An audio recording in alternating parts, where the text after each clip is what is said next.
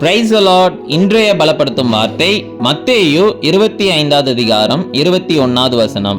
Matthew chapter 25 verse 21. கொஞ்சத்திலே உண்மையாய் இருந்தாய், அநேகத்தின் மேல் உன்னை அதிகாரியாக வைப்பேன். You have been faithful with a few things, I will put you in charge of many things. ஹல்லேலூயா. இன்றைக்கு இயேசு உங்களை பார்த்து சொல்லுகிறார், கொஞ்சத்தில் நீங்க உண்மையா இருக்கிறீங்க, உங்களை நான் அநேக காரியங்கள்ல உங்களை நான் உயர்த்தி வைக்க போகிறேன் என்று வாக்கு பண்ணுகிறார். நீங்க படிக்கின்ற இடங்கள்ல உண்மையாக இருக்கிறீங்க, வேலை பார்க்கின்ற இடங்கள்ல உண்மையாக இருக்கிறீங்க, சமுதாயத்துல எல்லா காரியத்திலையும் கர்த்தருக்கு நீங்க உண்மையாக இருந்து கீழ்ப்படிந்து செய்கிறதுனால கர்த்தர் உங்களை எல்லாவற்றிற்கும் அதிகாரியாக வைப்பேன் என்று வாக்கு பண்ணுகிறார்.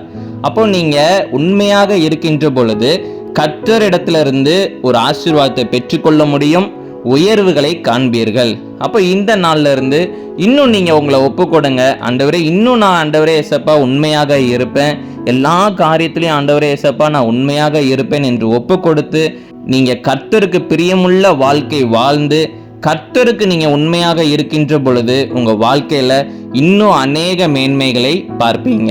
நாம் எல்லாரும் கண்களை மூடி ஜெபிக்கலாம். எங்களை நேசிக்கிற நல்ல தகப்பனே, ஏசப்பா பிள்ளைங்க உண்மையாக இருக்கிறாங்க, ஆண்டவரே ஏசப்பா உங்களுக்கு உண்மையாக வாழ தங்களை அர்ப்பணித்திருக்கிறாங்க, ஒப்பு கொடுத்துருக்கிறாங்க. நீங்க பிள்ளைங்களை கொண்டு பயன்படுத்துங்க, பிள்ளைங்களை உயர்த்தி வைங்க ஏசப்பா. பெரிய பெரிய இடங்கள்ல ஆண்டவரை பொசிஷனுக்கு ஆண்டவரை பிள்ளைங்களை உயர்த்தி வைங்க.